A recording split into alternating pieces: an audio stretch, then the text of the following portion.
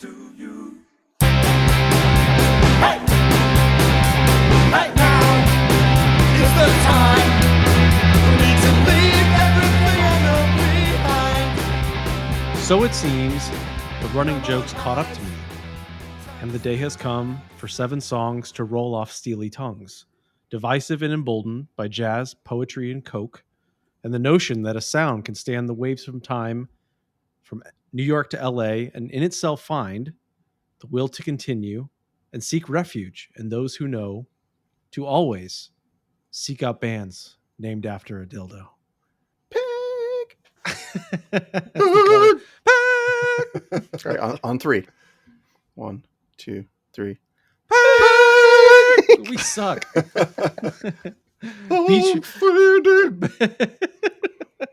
Of course, that is the quote from another studio titan, the late great Brian Wilson.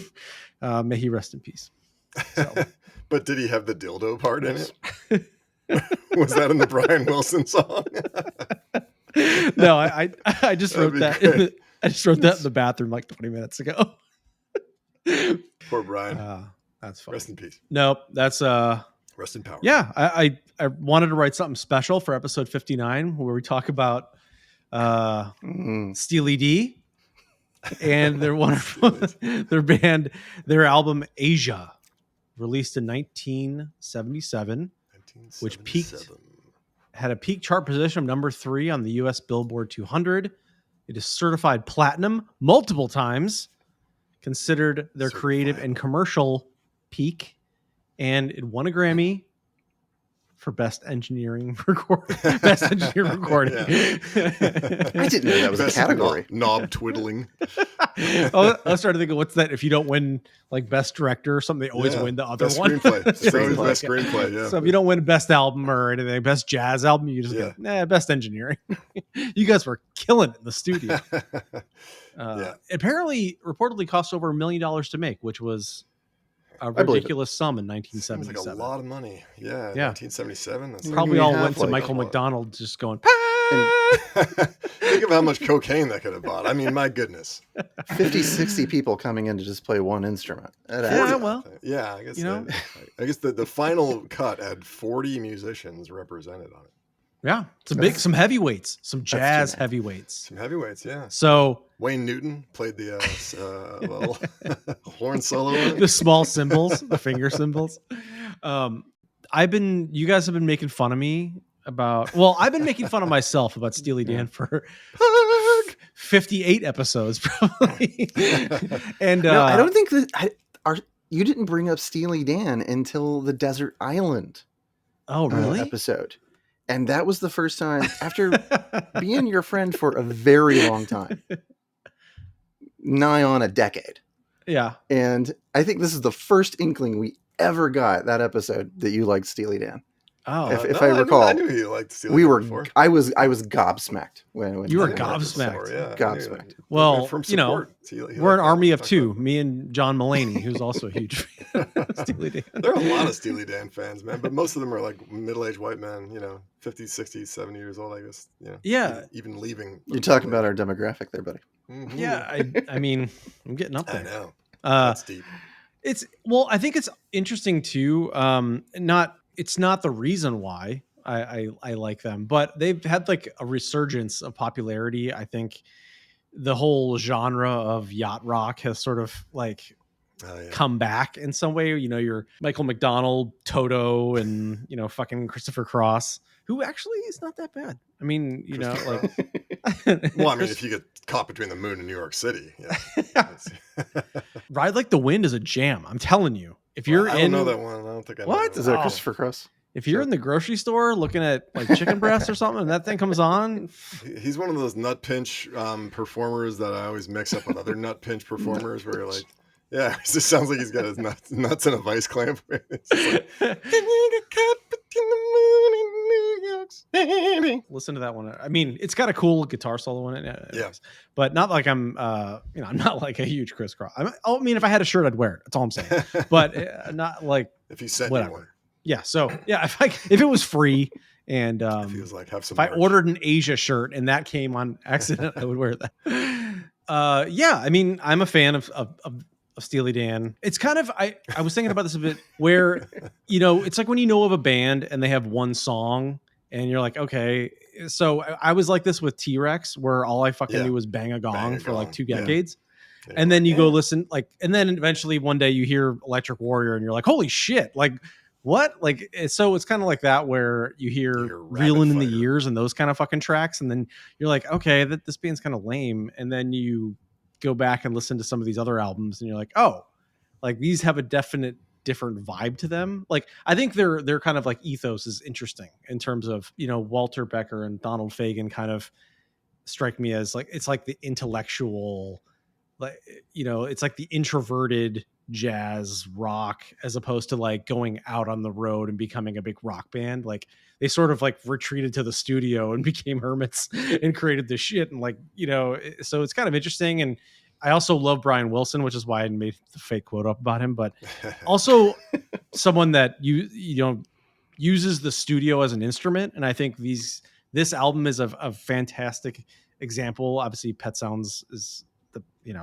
the highly regarded version of that, but like to where you can take Sergeant the studio exactly something like that. Yeah. Where you can, which I think is interesting is that they have these 2 guys and they can't ever find bandmates that they can't find a good mix outside of like themselves to bring in the right people to actually have just like a normal band. They're like, all right, well, let's bring in the musicians from like the New York scene that we think can play this the best. And so you bring in, as Greg mentioned, like 40 people just to like play small parts and build these other things, or like finding the best people to do the one thing. So I find that really interesting. And I think it's only 7 tracks. So it's not like this like crazy album either. It's just the songs have like complex arrangement. It's interesting. Right. So the running joke was that you guys hate Steely Dan and I like Steely Dan. And one day we were going to review this album.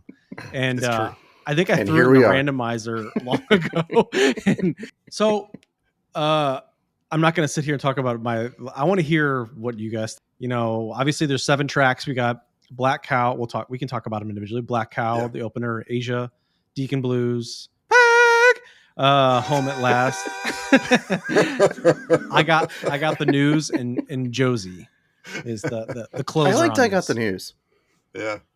I listened to that one. I was surprised when you said that because I think that's not like. I was also surprised. I don't know. Is it because it's based on Homer's Odyssey? Is that? I Got the News is based on Homer's Odyssey. No, I thought Welcome Home was based on a lot of literary references apparently to Homer's. I didn't listen to any of the lyrics. Okay, wasn't it Home at Last? Changing the mask. Now I'm home at last. Yeah. Like I read that like Josie's about like a gangbang or something. I was like, maybe. I didn't listen to a single word they said. I just was listening to the music. Wasn't like piecing things together. Yeah. I looked at the lyrics a bunch. The Josie one is like, oh, she sounds like a fun lady. Gonna break out the hats and hooters. Yeah. You said it's about a gangbang? I don't know. I read something that was like, oh, it's about a gangbang. I was like, is that true? I think because I also read that they like were notorious for sprinkling falsehoods into the media. Yeah. Just to be like controversial. So like pranksters, yeah. I've been a fan for a while. I'm curious of your knowledge of the band, either of you. Well, I've been a not fan for a while. They're like the mayonnaise of music for me, where I was like, oh God, fucking Steely Dan, Jesus Christ. And I did know people that were like, you have to listen to them though, you have to really listen to them. And I was like, but I don't want to. It's like someone saying, you have to try my brand of mayonnaise. And you're like, nah, I still don't want it. I still hate mayonnaise. I still hate mayonnaise. It's not good for me. I don't like it. No, it's Miracle Whip, Greg. Yeah. Or Miracle Whip. Like a person. Yeah. Miracle Whip is still shitty mayonnaise. Or it's like, a person that you don't like. You're like, that guy's annoying. And you're like, but if you sat down with him in a room with just the 2 of you and had a quiet conversation for say 8 hours, you'd come to understand him. And you're like, but I don't want to. And also he's playing jazz clarinet. If you just sat down and had a mayo sandwich with this guy, with Roy Donk, then he would fucking win you over, So So yeah, I was like, I don't want to sit down with Steely Dan. It's like taking your medicine. I already know music that I like that I would prefer to listen to. Was Steely Dan like on in the background a lot where like when you were growing up? Like how did you actually like be introduced to Steely Dan? No, I mean I knew Steely Dan was one of those bands like Rush, you know, where you're like, I don't know, I feel like there are a couple songs that I think are good, you know, like The Spirit of Radio. You're like, Spirit of Music, honesty, yeah, honesty. You know, I was like, that's buckle up, everybody. There's going to be a lot of high pitched singing in this episode. Fly by night with me, my dear. Fly by night. I mean, come on, Reeling in the Years, Ricky Don't Lose That Number. Yeah, I mean, I like Reeling in the Years. I was like, okay, yeah, that one's good. This is what I mean. That's why it was like Rush to me, where he's like, oh, yeah, I'm like, I don't really like Rush, and you're like, what about Spirit of Radio? You're like, oh, okay, Spirit of Radio, and Tom Sawyer. I actually don't like Tom Sawyer. Like that. That's like Light My Fire by the Doors for me. That's like the biggest hit of theirs that I never liked. YYZ. I don't know. I think Brian might be a Rush fan. I like Rush. I think the Back Jack Do It Geddy Again. Lee's a hell of a bassist. Whatever, Oh yeah. That one I was like, that's pretty good. The Dirty Work, pretty good. Very simple but pretty good. So yeah, there were like a few. Then Ricky Don't Lose That Number. The biggest association I have with that actually is the movie Say Anything, where John Mahoney plays Ione Skye's dad, and he has this sequence in the car where he's just like raspy voice singing along to Ricky Don't Lose That Number. It's just like an endearing scene. So, but the rest of it, when people start to play more, that like light rock meets white guy jazz meets pop meets yacht rock meets elevator music meets thing that they do that I've heard a lot and is present on this album Asia. At first listen to it, it's like Wolf's Bane or something, like as soon as it comes on I'm like I have this like negative reaction to it. It just sounds like easy listening elevator grocery store music. So yeah, I have always scampered away from that sound as far as I could. What was the original question, Brian? Basically, what is your knowledge and or okay. And then Greg quickly said, well, I know I have plenty of experience not liking them. I've always not liked them. Yeah. Would you care to answer the question? I was not really aware of Steely Dan that much. As a concept, I was like, that's a band from the 70s. I know I've seen their names slowly like go up the screen in those like compilation discs that they're hawking at 1996, 97, with some hit, and then quickly followed by Sitting on the Dock of the Bay or something like that. It was just like, I was just like tangentially aware of Steely Dan out there. That's a good song too, man. And didn't really like look up Reelin' in the Years. Like I do know that song. I don't care for that song. And that's Steely Dan. So like when you brought up that, like, this is a band like you really like, I was like, that's all I really know. And it's from that very small reference. And it didn't really appeal to me. And so, I started, poking around, and yeah, it's in the yacht rock category. And yeah, I agree with Greg. It really kind of like fell into that bad grocery store, easy listening, music sort of range. Yeah. But I was excited. To go down this rabbit hole with you, Brian. I don't believe it because your comments were like, I can't do this. I can't make it past 30 minutes. Like, I know. I think I listened to this 10 times, this album. Did you? In preparation. Yeah, because I was like, I'm going to sit in the room with the kid that I don't want to sit with and listen to him. I'll listen to the kid. I'll see how he is. Going to listen to Kid Charlemagne and sit through this. So I think it's not important, but I'm not saying like I'm not walking around with like a Steely Dan t-shirt on. I think it's a band that there's a number of bands. I think Greg's mentioned a lot. I think Rush, like sometimes there's bands to me that I give them a lot of credit for musicianship. Like you look at Rush, and they may have the greatest technical drummer of all time, a fantastic guitarist, an amazing bass player. Granted, his vocals are crazy and the fucking songs are out there, but like just the talent of those three dudes together in a room, I sort of feel like there's respect, and you should listen to that. Listen to them at least and say, okay, like, so I think if you appreciate, I think I've said this on so many podcasts, like like mastery over an instrument or just being incredibly proficient. I mean, people that are just like, you're like, that's me. But then we get in like not like wankery stuff, but like, but it's kind of like the Led Zeppelin thing where everybody in Led Zeppelin is fucking ridiculous. Like, as I know. playing. I was going to like bring them John up, Paul actually. Jones, like he's like the worst one, and he's fucking amazing on the bass and the piano. Like, if you ever listen to him play, I'm like, he's fucking tearing this shit up. So all those guys are amazing. So it's like you may not like hard rock, but how do you not have respect for a band that just fucking blows the doors off? And maybe Steely Dan blows them back closed. I don't know, but it's one of those things where it open. I have respect for them. I kind of was like, I made fun of them, and then I kind of was like, I'm going to listen to it, and the songs are catchy, and I'm like, okay, the lyrics are kind of cynical, and then you kind of, I don't know, I feel like if I'm listening to an album by them, it's like I feel like you're hanging out kind of with two dudes from New York that went to Bard, 38 of their friends. And they also were in a band with Chevy Chase, I think. Yeah, that is a weird factoid, man. I know, that was so funny. Yeah, that was. It didn't last. No spoiler. Chevy Chase's associations never seem to last, so I wouldn't really blame the two of these guys for that one. I mean, it sounds like all three of their personality-wise cocktail probably didn't mix very well. It would not. Yeah. Hearing that voicemail from Donald Fagen sounds like he might be a bit prickly as well. No, you go fuck yourself. Let's all fuck ourselves.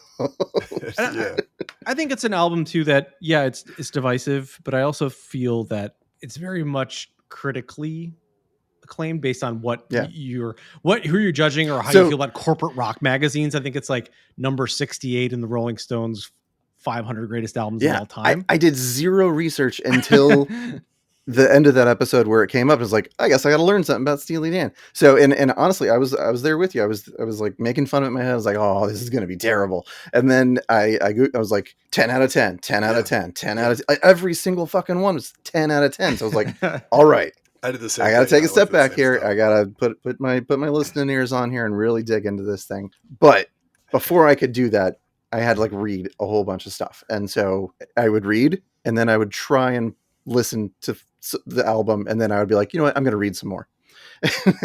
I've been making 30 seconds into the first song. You know what, I'm going to read some more. And I made it halfway through the week, just never making it past song 2 on the album. Which is the longest song. It's 8 minutes and 6 seconds. Yeah, I was like, I'm going to go clean the car out and listen to music and go to the car wash and like play it on the radio and give myself time to really sink into this, and then find an excuse to like pull off the road and like, I'm going to do something else. Pull off the road into a wall. Pull off the road and jump off a cliff. So I don't have to hear song 3. It wasn't immediately clicking for me. And then halfway through the week, I had to like find like, I've got to listen to this thing all the way through or Brian's going to call me. So, listen to it all the way through. God. You're like, So, my review and I made it, and I have songs. more to tell, but I digress. So. Yeah, I mean, obviously, it's kind of like the Pink Floyd thing, where people are like, oh, I think it's a person, or maybe like Steely Dan's a thing. Like, but it's like then you realize that it's a reference to a dildo, and you're like, oh, these guys are not that serious. Like it's very tongue in cheek. Powered dildo, no less. So so it's like, okay, once you kind of know that, you're like, all right, that's kind of funny. Like, what kind of fucking like? Yeah. So it's very like cynical, tongue in cheek. Like a lot of these things are. It's interesting that they're clever and very articulate, and so I feel like it's and they kind of have these like kind of pop hits, but then also they write other songs that are very, they could write a song about a gangbang, like, but it's hidden in there, and you're like, okay, it just sounds like an R&B song with like an upbeat kind of track or something. So it's kind of interesting. But so those are the 7 tracks. I would say, obviously, Greg mentioned sort of notable hits. Do It Again, Ricky Lose That Number, Dirty Work, Peg. What I really focused on was a lot of the fact that they brought in individual studio musicians to play like literally just a solo, and just like they would construct the song using a musician just for a very specific purpose, which I don't know that I've ever heard of before, and I did find incredibly interesting. Also, how do you pay them for that? Like, is it by the hour? Is it by the note? Like that? Yeah, they got people to figure that shit out. Yeah, I don't know. Yeah, that's probably why it cost $1 million. But yeah, probably. Well, I mean, they wanted Wayne Shorter. They could have gotten anyone else to play the horn. I mean, like they picked like elite. How do you in like? Some cases. it kind of boggled my mind because it was like, how do you know that many musicians well enough to know what they would be good at specifically in in the context of I'm writing a song and I'm gonna write, just this bridge here, and I know exactly the dude who can do that bridge the way I hear it in my head right now. That's crazy. Not that hard. Like if you're a musician playing in bands, you probably go see tons of bands, and you meet other musicians, and like, especially like in a jazz circle, it can't be that big. I mean, like doing theater is similar. Like, you do shows with people, and then theater I can understand. See other people doing shows, and you're like, oh man, that guy fucking tore it up, and then if they show up at an audition for your company next time, you're like, grabbing this person, or you'll ask him, like, do you want to be in a show? Like, I'm doing a show. You want to be in a show? That kind of stuff would happen all the time. And I feel like this is kind of interesting because the way they do this album, the way they did Asia, is a lot like film versus theater, right? So like the traditional ways, you get the band together in the studio, they all play together, so a lot of times they all play together live, especially for the first take, and then they might go out and track individually, but there's a more organic feeling to it. And film, like, you really, like theater, you're doing it live on stage together, and film, it's like, you select all the people that you want, you film them, out of sequence, you get just the sound you want, you get just the lighting you want, you get just the delivery you want from every person, and they go their separate ways as soon as you're done with them. So I feel like they have a filmic way of making an album, at least on Asia and beyond, which is interesting. Yeah, I also, I dove kind of into that with just blind curiosity, and I think somebody had described it as Steely Dan being writing their music for other musicians. And Larry David of music. Yeah, that made as much sense as it was also confusing to me, because it also, like, it explained it. I was like, maybe I'm not getting it because I'm not a musician. Maybe it's not for me. That's a possibility. And Larry David writing jokes for other comedians is, I think, spot on. Yeah. And so, I was listening to the songs through that lens, like, very clean. I was like, it's never occurred to me to use that like word. Oh, it's a very clean sounding saxophone. But reading those articles and reading like the breakdown of the engineering of a record, I guess it shed a new light. I kind of feel like I had come in with a better understanding of, especially because I was raised on like really like this Leonard Skinner. Yeah. the less clean 70s rock, Led Zeppelin, 80s, 90s grunge onward, just a lot of like noise rock and stuff like that. So the concept of just like, I just want to hear your Fender Stratocaster with absolutely no distortion whatsoever, it never appealed to me, and I never really like thought it like, that's okay, you've got the guitar, now plug it into a pedal and let's get cooking. I never thought about, just the guitar. It sounds very odd to me, unless it's acoustic. But it's true. You've learned a lot. You also learned the last episode that you could tune a drum.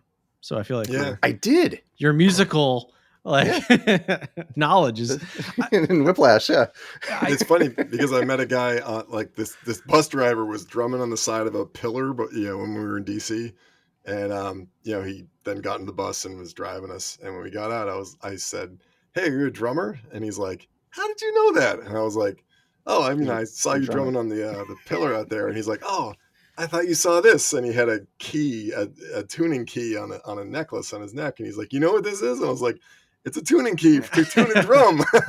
He's like, "Yeah, you got it. It's an educational podcast. That's what I'm saying. Yeah, it is. Well, to sort of like dovetail into what you're saying, Joshua, I think it sort of like begs the question, I think sometimes, where two things.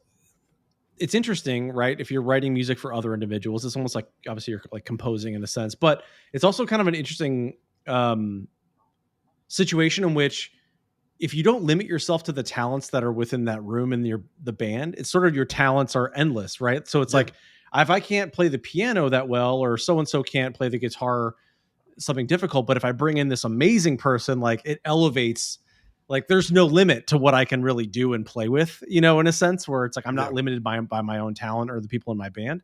That's also like the other side of that coin is like, does that make things sterile in a sense, as opposed to like a live band doing a live recording, you know, and putting everything essentially like let's take 40 musicians and do a million takes and get it super perfect, where you have some other bands who are purposely not wanting to do the perfect take because it sounds inauthentic, like you know. Neil So Young, it's, you know, Neil Young is famous for like just taking first takes or second takes and just doing it as ragged as possible on purpose. Nailed it. Yeah. So and I don't know how I feel about I respect both sides of it. I think it depends on the genre. I think something like jazz or something like that where the nuance kind of matters. I mean, the nuance matters in both, right? Because say for like a grunge album or a hard rock album, like you want that kind of like booming, like non-perfect sound. It's sort of interesting that you're kind of going for two different things, but precision on the other side sort of requires it. I mean, in a sense, but yeah, I mean, I've actually seen them live, and so it translates, right? I mean, it's obviously not this like crazy, you know, they can't do everything they do in these albums, but you know, I think they're pretty good live performers. I think one thing that's bothered me about them over the years from hearing snippets of, you know, songs like Stuff on Asia is I really do look for music that comes from like the heart of a musician, you know, like they're, you know, ripping their heart out and holding it up over their head, you know.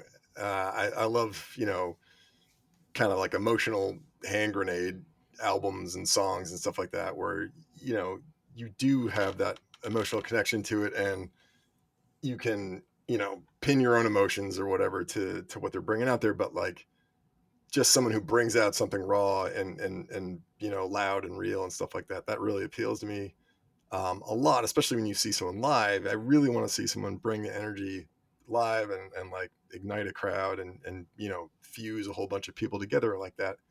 And the coolness, the detachedness, the clean, you know, sound of this type of jazz. I mean, they're calling it like fusion. It's, you know, it's poppy jazz from my ears anyway. But the clean, cool, detached sound of that immediately turns me off as soon as I hear it, you know, and that's why I had to sit with this one for a long time, because I was like, I have so many prejudices against emotionless music, you know, detached, you know, God, omnipotent narrator where you're like all the stories are other people's stories. I think they said the only thing that he wrote sort of about him was the Deacon Blues. Like he said, like Deacon Blues, you know, I always felt like a loser, and that was like a loser's anthem. And you know, with their anthems for people who are victorious all the time, like the Crimson Tide, you know, they get to have these great titles, but like, what's the loser's anthem? What's the loser's name? And he has a lyric in there where he says, you know, I cried when I wrote this song, so, you know, bear with me if I play it too long, something like that. But the rest of them are someone else's story told by an omniscient narrator. And that works for me with literature, but with music, I like more immediate stuff that's from the person themselves. It's interesting, right? Because nowadays it's so easy for people and, you know, musicians to just like make music in their bedroom by themselves on a computer. So it's kind of the same thing with all these tools, and people are like heralding these bands for, you know, what, even in our album of the year stuff, there were so many like just random albums of someone's like some dude on SoundCloud with a fucking laptop and a guitar, you know, you're like, this is amazing. I'm like, well, I mean, same shit. I mean, in a way, but anyway, it's sort of an interesting like take on that. Like, do you need to play live to be authentic? But I'd be curious, Joshua, like midweek, did you melt? Did you start like warming up to? I'm gonna like let me spoil it just a little bit and say I did not warm up at all until 10 minutes before the podcast. What? And I'll get there. Come on. Did they visit? I don't even believe that shit. No, absolutely true. Absolutely true. So yeah, I continued to like, you know, read up on them, and I got, this is going to be a running theme, I think, on the podcast. This is where I learn something, get super pissed off about something really just, you know, minute. Tiny. Yeah. But the fact that they were a touring band for at one point, and then they stopped. They decided they didn't like it, and then I like read a little bit more about that, and I was like, "This is fuck these guys." Like the reason, like they had a bad tour, and they were like, and the tour was marred by lack of practice among the bandmates and an unenthusiastic audience.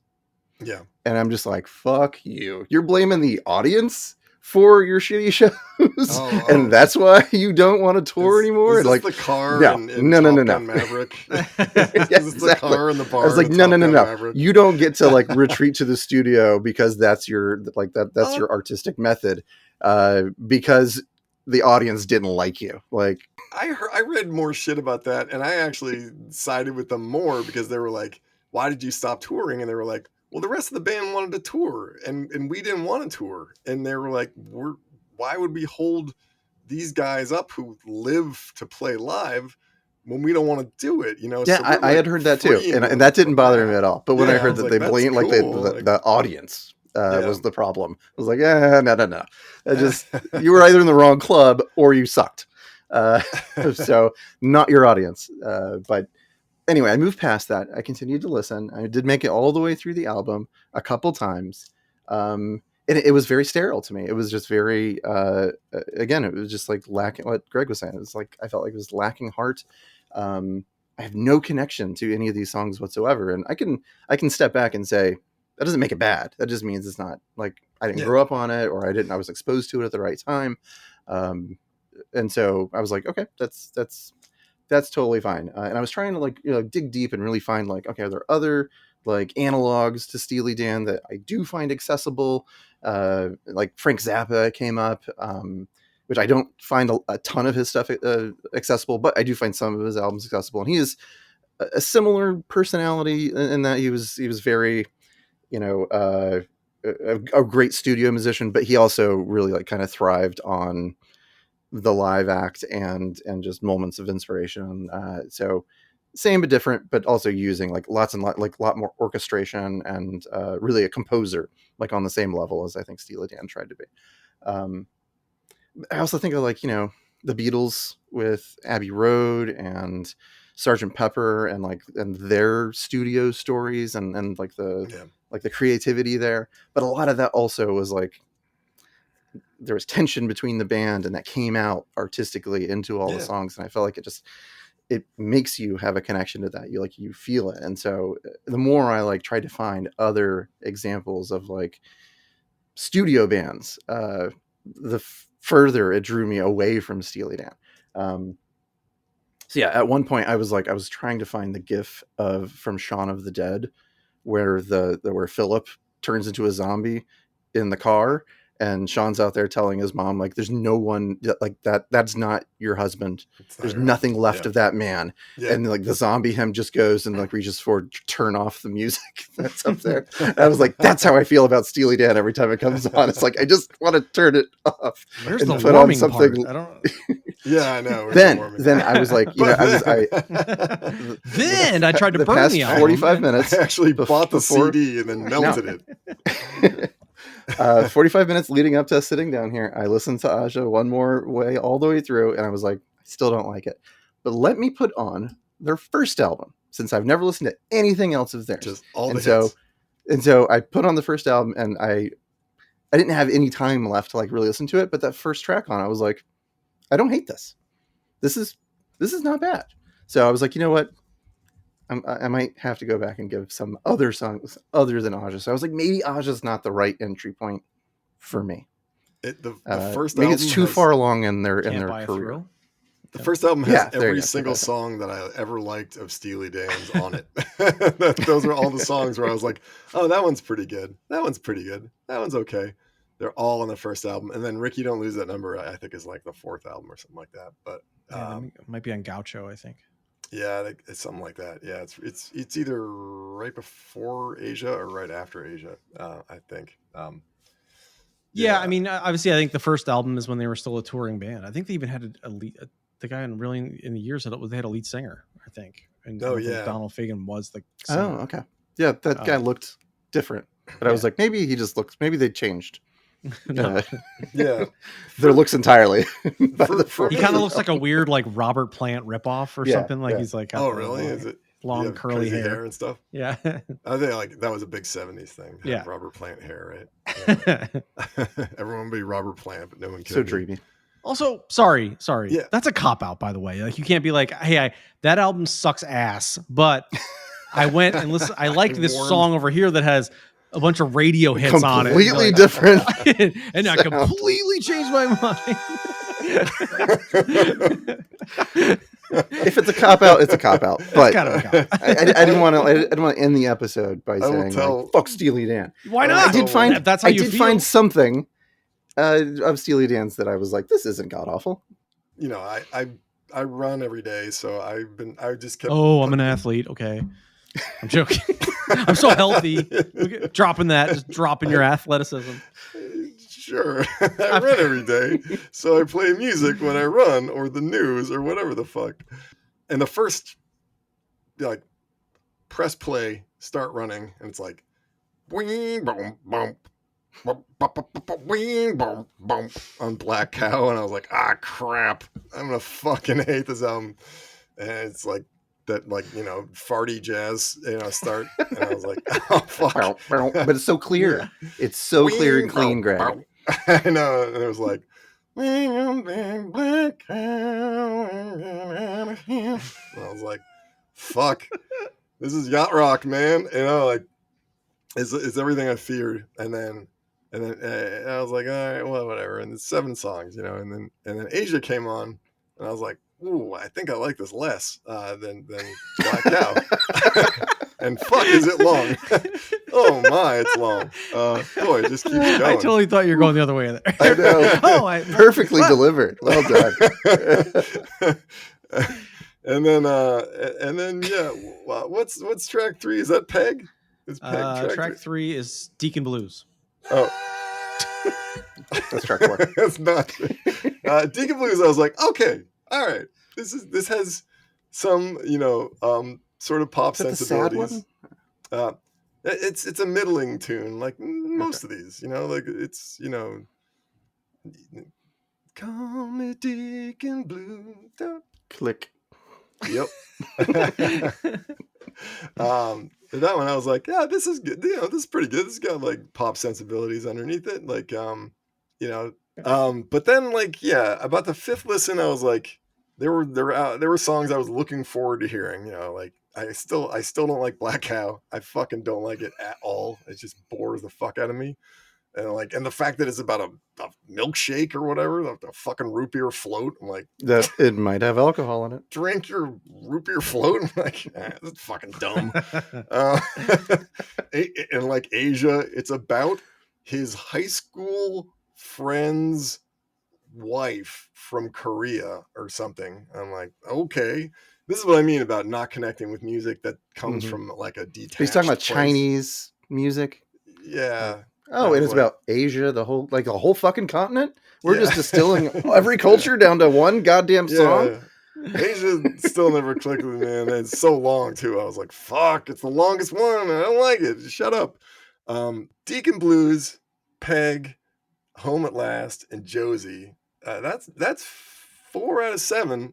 By the end of like the 5th, you know, listening, I was like, I'd say those are all solid tunes. I think Deacon Blues and probably Josie ended up being my 2 favorites. Josie's probably one of the more, you know, poppy of them. You know, the first one I liked was Peg, but then I got a little sick of it because I heard it a bunch. It might be my favorite now, just because of the isolated track stuff. Yeah, but like, Yeah, I mean, the contemporaries of this band are interesting too. I mean, they get lumped in with a lot of different things. It's kind of like, I'm curious what your thoughts are on the yacht rock moniker. Like, I don't really I get it, but I guess it's like, is that like guys in like khaki shorts and boat shoes listen to this type of music? Yeah, Is that I like think the so. thing? It is. Okay. Yeah. Okay. If you know boat people, It's like rich boomers though. Rich boomers Yeah. love fucking Steely Dan, and that's part of it. Do Is they? like, yeah, you can't. Yeah, oh, totally, man. You know, like is Triple D into this? I you think? was gonna say a certain Triple D. big on the D. Steely D. Steely Yeah. D. But you know, and like that did contribute to my opinion of them as a fucking clown show, you know, up until listening to this, because like, clown show. well, like, you know, you tend, there is a tendency to judge a band by their fans. You know, I've said this before, like Tool is the one you always bring Absolutely. up. Yeah. You know, I don't think it's unreasonable to do so. I know. Yeah. But like in this case, Just look at I want to be better, Insane Clown Posse. but yeah. In this case, I feel like it is somewhat justified and somewhat unjustified. I feel like on the surface, just listening to this, and it was meant to be, it was created to be just listened to in a relaxed state. It wasn't meant to stir emotions in you. You know, they pretty much have said this. They were like, yeah, we want to play something that's you can put on in the background and it's a pleasurable thing to listen to. You know, on that level, that's yacht rock all the way. You know, it's got that middle-aged white guy sound who's got a yacht and he can crank it, and the other yacht that passes by will go, yeah, you know, the Dan. Yeah. They can really test their stereo quality. Yeah. With this But album. yeah, totally. You got to it's On their it's- yacht, it- like- it's how you Tweeters test sound good. how good your hi-fi is. You put What- this album on. I read that a bunch. When, But underneath it all, though, like there is a subversive quality to it. I mean, some of the critics were like, they're actually kind of punk rock, and you're like, no, they're not. I was like, fucking punk rock. fuck you. No, they're not. No, they're not. They're not even actually punk rock at all. But there is a subversiveness underneath all this stuff. You know, like Born in the USA and all these anthem songs that people don't fucking know the lyrics of. You know, like you could put that shit on in a Trump rally and they'd be like, yeah, USA, you know, but like underneath it, it's a trenchant Vietnam criticism song. Yeah. So yeah, like. Yeah, there not is- taking care of the veterans when they get home. Yeah, I fuck know. Yeah. That's what they're saying. Fuck that. Wait, what?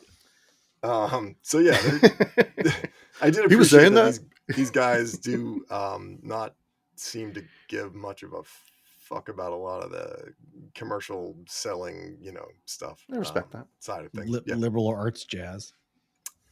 Yeah. Well, I think it's interesting, right? Because this album is pretty well critically acclaimed, but I was looking up some other things 'cause I was curious. It's been sampled 152 times across hip hop and other genres, Oh yeah. which I thought was kind of interesting. All Peg.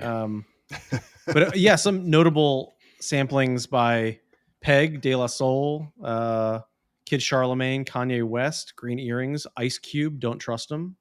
Beyonce sampled them. MF Doom has sampled them. So it's like You're trying to pick Lord all the cool Tariq. people. That well, that's yeah. all it's listed, really. I don't know. Oh, yeah. Like, I don't know. I'm Yeah, just but they also were listing people sampled by who we know Steely of, but- Dan, so you can't really. What?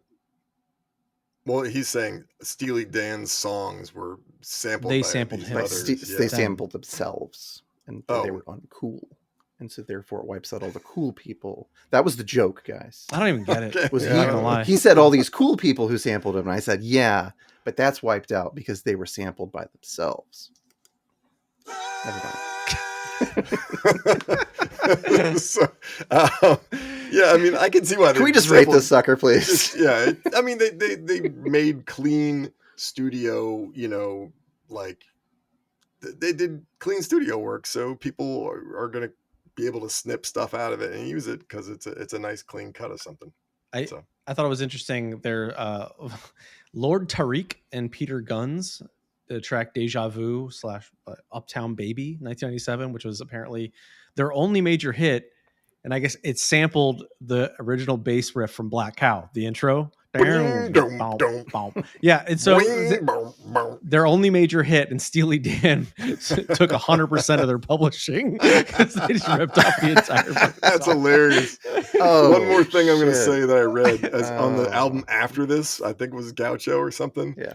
They that's when they made the drum machine, and their producer was like, they were like, what if we had a machine that could do the drums? It's so annoying to try to get this drum sound over and over again. And the producer was like, well, if you give me $150, I can make it for you. And they were like, $150,000, I can make it for you. And they were like, sure. and they gave him $150,000, and he came back with a drum machine, and they were like, "Oh, cool, nice." And they used all right. the drum machine, and I think that was maybe at least not the invention of the drum machine, but pretty close to it anyway. I thought that was interesting trivia, and also that they were so rich at that point that they were like, "Oh, 150,000, great." Seems worth it. Here, go Seems nerd out fun. and make a To drum never have machine. to talk to another drummer again. Yeah, I know, right? So I know we're coming up on time, Yeah. so I kind of want to wrap up and I'm going to hear your final thoughts on Yeah. Steely Dan.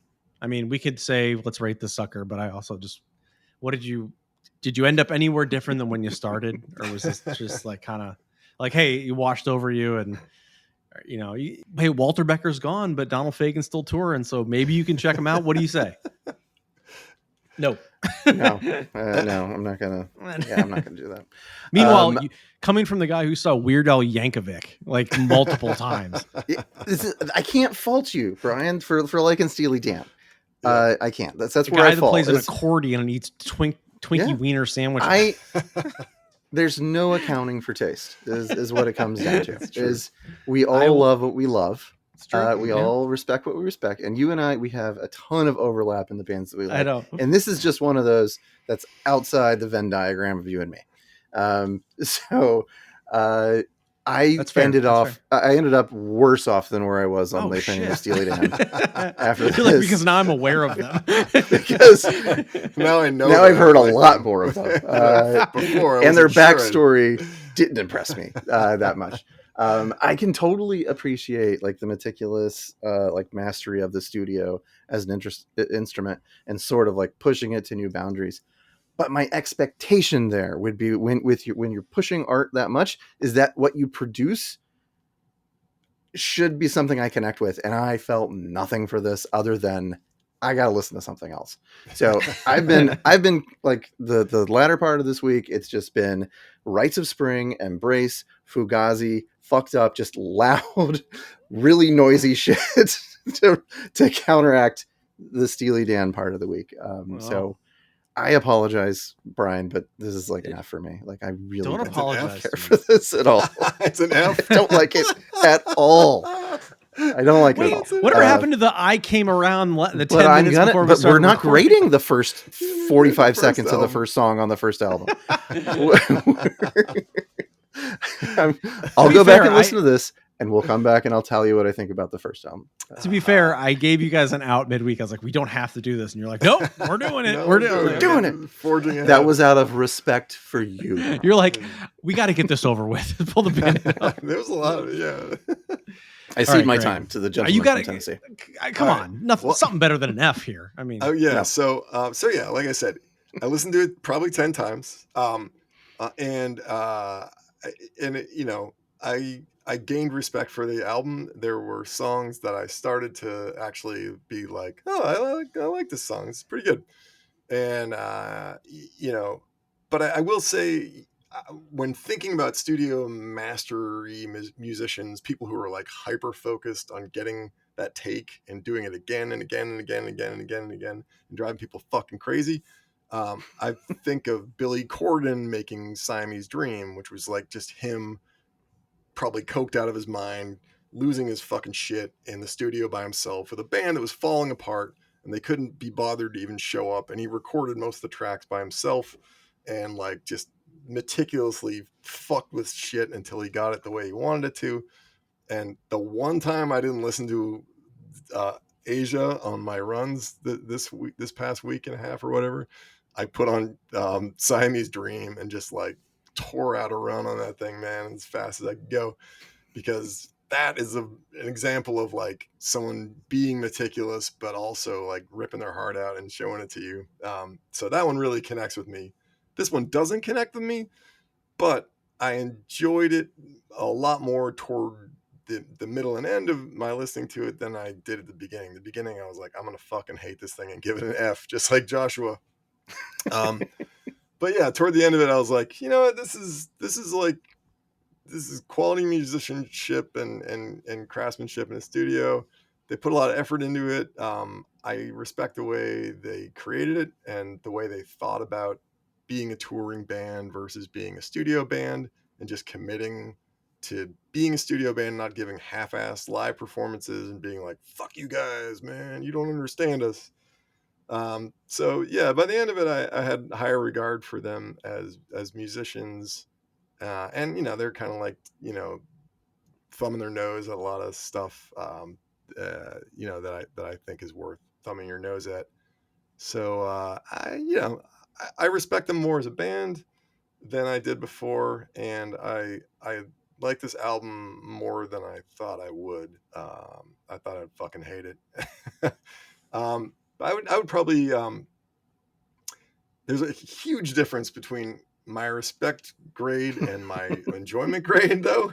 My respect grade is probably an A-, for like the shit they made. Like it's pretty impressive what they did. My enjoyment of it is probably about a C. By the end, after listening to a bunch, it was probably about a C. But it went from an F to a C, and then I'd say if you put them together, I'm gonna give this a C plus. As an overall grade, there'll be a C plus. Bordering on a B minus. You know what? I'm gonna say B minus. I'm feeling generous. I'm giving it a B minus because there are, I'd say 4 out of the 7 songs I thought were like had decent pop sensibilities to them, and I enjoyed them. So I'm gonna say B minus. Oh man! All right, I'll take it. wait. Back to you, Brian. For my final grade, F. I'm just kidding. Twist. No, it's I have high regard for this album, but not it's not like in my desert island picks kind of thing. But yeah, I think the sophistication and musicianship, I've listened to it so many times that I think that it's one of those things like it washes over you and you're like, oh, and then you kind of find yourself being like, oh yeah, I like that track. Like, I like the, like I said, I sort of find it fascinating. Like I love Brian Wilson and that kind of thing where you start tinkering and tweaking and using people as an instrument, like trying to create a sound and using the studio as an instrument. I think is fascinating. Even like the Beatles do that as well. And I feel like there's a certain place in time, like Greg, I think hit the nail on the head where it's like, there's a certain place in time where this album can exist. And it was a time where you actually listen to an entire album from front to back and you see it as 7 tracks and 40 minutes of like, I listened to this as a whole and not just like, I'm going to sample out this piece or listen to one song. So I don't know. I think in the ability to make an entire album, I just, I think when you look at some of the individuals they pulled in, like, like Chuck Rainey and stuff like that on bass and it's just, I think at a time and a place, and I find it very approachable. I think it's like a fun album. I think it's, I like that it's kind of cynical and it's kind of goofy, but it still has a lot of different genres mixed in. Like it comes in from everywhere from R&B to jazz to like, it just has a lot of cool flow to it. So anyways, I probably lost you guys already. But I wouldn't say, I think it's, I will admit I haven't listened to like everyone. Maybe I have, but like I've probably listened to this album the most, I think, just because it is kind of their, that maybe Can't Buy a Thrill, I think, but I've been trying to listen to Gaucho a bit, actually. As you guys were listening to Asia, I was listening to Gaucho because I knew Asia so well and Pretzel Logic and some of the other ones. But I give for this, I think it is their most cohesive album as a like kind of like their pinnacle. So I give it an A. I think I want to give it an A minus. You guys kind of like brought me down on it like a little bit, like you turned the volume down a little. Flow through you. Like, okay, don't let us poison the well, Brian. You like what you like, man. No, because I think like my taste just varies, and so I look at certain I just same as Joshua. I grew up as a classic rock person, but I feel like I've sort of just like, we've talked about jazz quite a bit. We talked about it in Whiplash too, where it's like you just kind of try to expose yourself to all these different things, and you kind of look at music a little differently. Like when you're,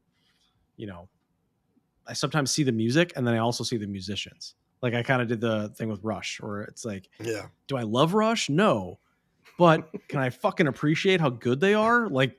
Yes. That's, and that's not true for everybody, but I certainly, a great example would be like a band like fucking Dream Theater or something. Like it's not my cup of tea, really, but it's like they're fucking amazing. Like, I don't know them, and you're just like it's just people who are bands that are super technical. I think Tool even falls into that a little bit. I mean, I know you hate Tool, but I don't hate like, Tool. No, I just hate the fucking fans, man. Yeah. I mean, Tool is like okay. I think they're okay. But yeah. But so bands like that who are very kind of like proficient and technical and that kind of stuff. And anyways, so I give this an A-. And I appreciate you both for tolerating Asia this week. I listen to it a lot, man. You're welcome. Yeah. And I don't know what we're doing next time. I think it's mine, next right? week is a rando. No, sorry, it's not. It's a Greg pick. This was the rando. This is a rando, yeah. Yeah, next week I know what I'm going to pick because I haven't seen it, so I know that it is something that one of us hasn't seen. It checks the box. It checks the box. Yeah. This is a weird one. It's a movie I never wanted to see, and I made fun of the whole time they were promoting it and stuff. I was like, this looks like the fucking dumbest movie ever. And I had a bunch of people come to me later in life and be like, oh man, this movie is so good. And I was like, what? And it's Point Break, which I've never seen. How have you watched that? I've never seen Point Break, but one of the most brilliant theater directors in Chicago that I know is like super into fucking Point Break. I was like, what the fuck? So this is for you, Frank. I'm gonna watch fucking Point Break. We're gonna. I am an FBI agent. Yeah, Johnny Utah. I gotta know what's in there, man. I just gotta know. Sorry, Johnny, you don't get to be president. I'm not gonna know these. Next time we record this, I will know that reference.